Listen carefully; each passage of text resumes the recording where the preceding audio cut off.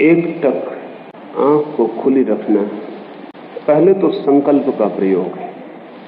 आंख को बंद नहीं होने देना, आंख को बंद नहीं होने देना, ये संकल्प का प्रयोग है, विल पावर का प्रयोग है। और अगर 40 मिनट तक आंख खुली रख सकते हैं तो इसके बड़े व्यापक परिणाम होंगे। 40 मिनट मनुष्य के मन की क्षमता का समय है, इसलिए हम स्कूल में, कॉलेज में 40 मिनट का पीरियड रखते हैं। 40 मिनट जो काम हो सकता है पूरा, फिर वो कितना ही आगे किया जा सकता है। अगर आप 40 मिनट तक आंख खुली रख सकते हैं, ये छोटा सा संकल्प पूरा हो सकता है, तो इसके बहुत परिणाम होंगे। पहला तो ये 40 मिनट तक आंख खुली रखने का परिणाम यह होगा कि अगर आंख खुली रही और आप 40 मिनट तक आंख खोले ही रहे, तो आपके चित्त की सम्मोहित होने की क्षमता एकदम समाप्त हो जाएगी। आप फिर सम्मोहित नहीं किए जा सकेंगे। असल में सम्मोहित किए जाने की क्षमता आपके आंख के जल्दी झप जाने पर निर्भर करती है। आप मूर्छित भी नहीं हो सकेंगे। और 40 मिनट तक अपलक आंख खुली रखना आपके भीतर की चेतना की शक्ति को, जो सोई है, उसके जागने में बड़ा सहयोगी होगी। जैसे अगर 40 मिनट तक कोई आंख बंद करके लेट जाए तो नींद आने की संभावना बढ़ जाती। आंख खोला लेटा रहे तो नींद आने की संभावना कम हो जाती। आखिर आंख बंद करने से नींद आने की संभावना क्यों बढ़ जाती? आंख के बंद करने से बाहर का जगत बंद हो जाता है, हम भीतर ही रह जाते हैं। और भीतर कोई काम न रह जाने से निद्रा के अतिरिक्त तो कोई काम दिखाई नहीं पड़ता, हम सो जाते हैं। अगर 40 मिनट तक एकदम ही आंख को खुला रखा गया है तो नींद की संभावना बिल्कुल नहीं है। आप पूर्ण रूपेण जागरूक हो जाएंगे, एक अवेकनिंग, एक अवेयरनेस का मौका मिलेगा। और मेरी तरफ देखने को किसी प्रयोजन से कहा है। यहां जो इकट्ठे हुए हैं वे साधक हैं। उन्हें बहुत से अनुभव जो उन्हें पता नहीं है पता हो सकते हैं, जो उन्हें ख्याल नहीं है वो उन्हें ख्याल में आ सकते हैं। आज ही एक साधक ने, और भी बहुत साधकों ने आके मुझे खबर दी, उन्हें बहुत सी चीजें दिखाई पड़ सकती हैं जो साधारणतः ख्याल में नहीं आती। अगर आप 40 मिनट तक अपलक मेरी ओर देख रहे हैं तो मेरे और आपके बीच एक अंतर संबंध स्थापित हो जाता है, जो वाणी का नहीं है, जो साइकिक है, जो मानसिक है। और जो मैं आपसे शब्द से नहीं कह पाता हूं वो भी उस मानसिक संबंध के क्षण में आपसे कहा जा सकता है। और जो साधारणता आप मुझे देख रहे हैं, स्थूल हड्डी मांस की शरीर और देह को, अगर आपने 40 मिनट अपलक मुझे देखा तो आप उसे भी अनुभव कर पाएंगे जो आपको साधारण आंख से दिखाई नहीं पड़ रहा है। और एक बार किसी भी एक व्यक्ति में वो दिखाई पड़ जाए जो शरीर नहीं है, उसकी झलक, उसकी आभा, उसका आरा भी दिखाई पड़ जाए, तो फिर आप दूसरे व्यक्तियों में भी उसे देखने में समर्थ हो जाएंगे। ये जो शरीर हमें ऊपर से दिखाई पड़ता है ये हमारी समग्रता नहीं है, सिर्फ खोल है, भीतर हम कुछ और।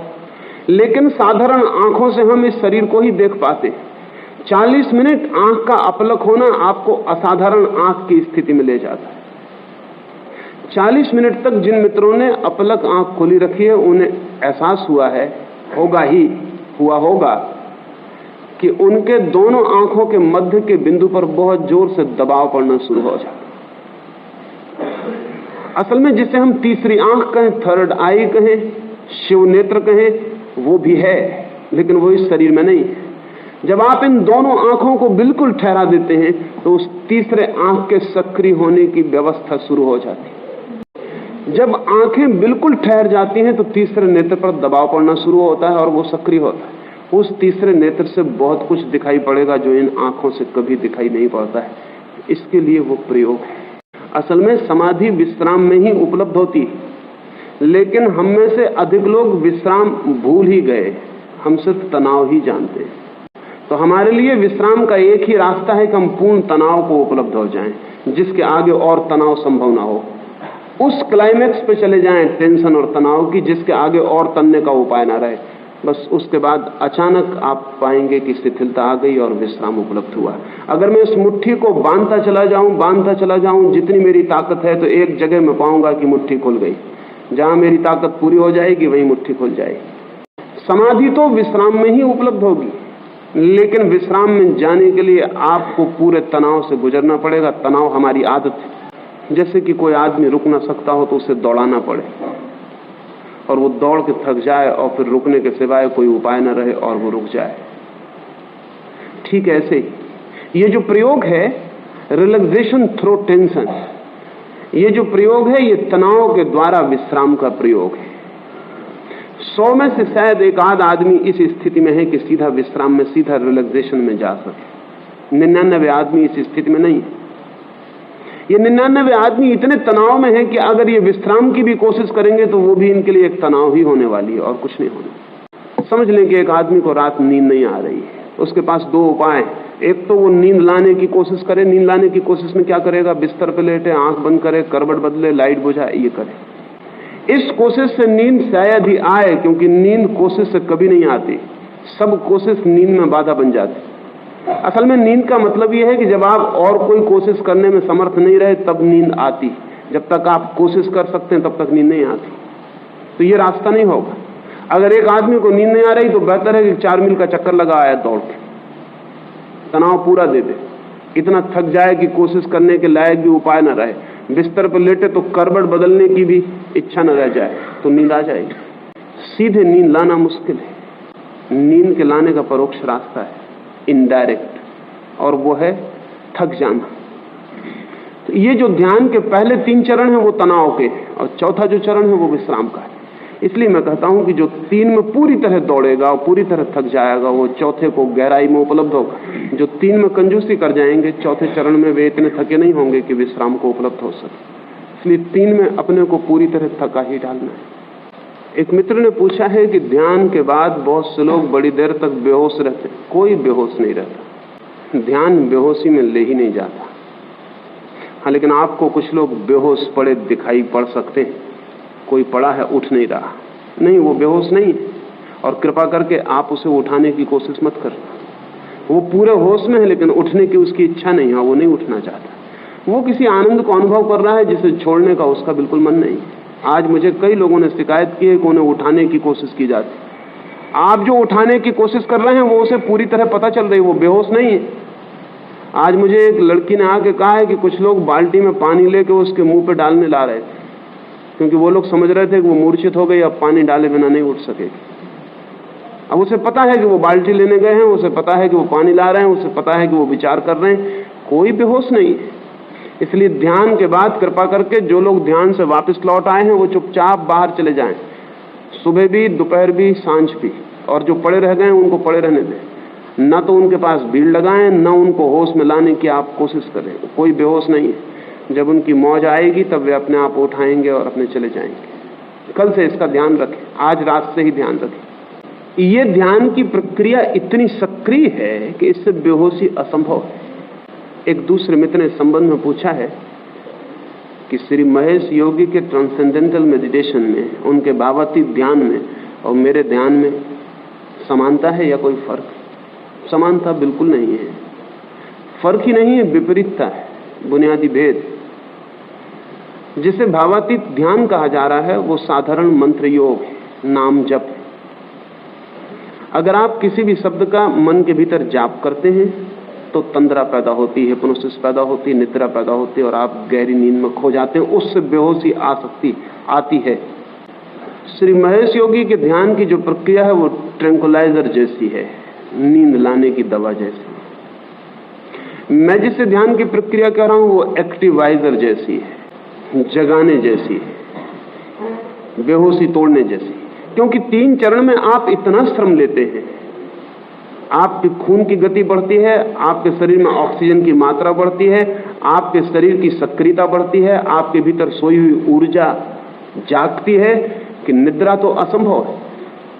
इन 3 चरणों में आप इतने सक्रिय होते हैं और पूरी तरह भीतर जागरूक रहना पड़ता है, साक्षी रहना पड़ता है जो भी हो रहा है। जब आप श्वास ले रहे हैं तब आप श्वास के साक्षी हैं, जब नाच रहे हैं तब नाचने के साक्षी हैं, जब मैं कौन हूं पूछ रहे हैं तब उसके साक्षी हैं, और जब चौथे चरण में आते हैं तब जो भी घटना घट रही है प्रकाश की, आनंद की, परमात्मा की, उसके साक्षी हैं। साक्षी चारों ही चरण में आपको रहना है। इसलिए आपके बेहोश होने की, सम्मोहित होने की कोई संभावना नहीं है। हाँ, अगर आप साक्षी न रह जाएं तो ये प्रयोग जो है, ये प्रयोग या कोई भी प्रयोग जिसमें साक्षी न रह जाएं आप, वो आपको सम्मोहन में ले जाएगा, वो आपको हिप्नोटिज्म में ले जाएगा, आप मूर्छित हो जाएंगे। होश बना रखना जरूरी है। ध्यान का अनिवार्य तत्व है होश, अवेयरनेस, वो पूरे समय होना चाहिए। अगर वो एक क्षण को भी खोता है तो आप समझिए कि आप ध्यान की प्रक्रिया से कहीं और हट गए, उसके खोने की कोई जरूरत नहीं। कुछ मित्र मुझे आके कहते हैं कि हमें सब आवाजें सुनाई पड़ती रहती हैं, ये कब बंद होगा? ये कभी बंद नहीं होना है। आपको बेहोश नहीं होना है कि आपको आवाजें सुनाई ना पड़े, नहीं, ध्यान आपको आवाजें सुनाई पड़ना बंद होने से नहीं आएगा। आवाजें सुनाई पड़ रही हैं, आपके भीतर कोई रिएक्शन, कोई प्रतिक्रिया नहीं हो रही, बस ध्यान का संबंध इतने से। एक आदमी आपके पड़ोस में चिल्ला रहा है, आपको कुछ भी नहीं हो रहा, आप सुन रहे हैं और कुछ भी नहीं हो रहा। एक बहन ने मुझे आज आके कहा कि दोपहर के मौन के आखिरी 15 मिनट में उसके हृदय की धड़कन बहुत बढ़ गई, इतनी आवाजें सुनाई पड़ने लगी कि वो घबरा गई, उसे लगा कि वो निकल के भाग जाए। आवाजें सुनाई ना पड़े ये तो मूर्छा होगी, आवाजें सुनाई पड़े और हम निकल के भागने की प्रतिक्रिया करें ये सामान्यता होगी। आवाजें सुनाई पड़े और हम सुने और सिर्फ साक्षी और दृष्टा रह जाएं, ये ध्यान होगा। आपको मूर्छित नहीं हो जाना है, जो भी हो रहा है वो आपको सब पता चलेगा, लेकिन स्वप्नवत हो जाएगा। जब तक हम प्रतिक्रिया करते हैं तभी तक कोई चीज हमें यथार्थ मालूम पड़ती है। जैसे हम रिएक्शन बंद करते हैं सब चीजें स्वप्नवत हो जाती है। एक आदमी आपको गाली दे रहा है, उसकी गाली तभी तक यथार्थ मालूम होती है जब उत्तर में आप भी गाली देने की आतुरता से भर जाएं। अगर आपके भीतर सिर्फ उसकी गाली सुनाई पड़ती है, गूंजती है, निकल जाती है और कोई प्रतिक्रिया पैदा नहीं होती, सिर्फ आप जानते हैं, सुनते हैं, देखते हैं और कुछ भी नहीं करते, तो आपको गाली स्वप्न में सुनाई पड़ी मालूम पड़ेगी और वो आदमी विक्षिप्त मालूम पड़ेगा जो गाली दे रहा, उस पर नाराज होने का भी कोई सवाल नहीं। ध्यान बेहोशी नहीं है, ध्यान पूरी जागरूकता से अप्रतिक्रिया में, नॉन रिएक्शन में उतर जाना है। तब जगत जैसा है वैसा ही चलेगा। पक्षी गीत गाएंगे, लोग चिल्लाएंगे, सड़क पर कोई गुजरेगा, आप सुनने वाले, जानने वाले, दृष्टा, साक्षी रह जाते हैं। यही फर्क है। भावातीत ध्यान में आप खो जाएंगे, सड़क पर कोई आवाज आ रही फिर आपको सुनाई नहीं पड़ेगी। इस ध्यान में आप खोते नहीं हैं, जागते हैं। ध्यान रहे, भावातीत ध्यान एक लीनता की अवस्था है, तल्लीनता की। जिसे मैं ध्यान कह रहा हूं वो जागरूकता की अवस्था है, लीनता की नहीं। मैं लीनता के सख्त विरोध में हूं। जो भी लीन हो रहा है, भूल रहा है, फॉरगेट कर रहा है, वो आदमी मूर्छित हो रहा है। जो जाग रहा है, होश से भर रहा है, अप्रमादी हो रहा है, भीतर जिसकी चेतना देख रही है, दृष्टा बन रही है, साक्षी बन रही है, वो ध्यान की ओर कदम बढ़ा रहा है। अगर आप दृष्टा बनते हैं तो ध्यान की यात्रा होगी, समाधि की मंजिल मिलेगी। अगर आप लीन होते हैं तो सम्मोहन की यात्रा होगी और सुसुप्ति की मंजिल मिलेगी। अंततः गहरी नींद में खो जाएंगे।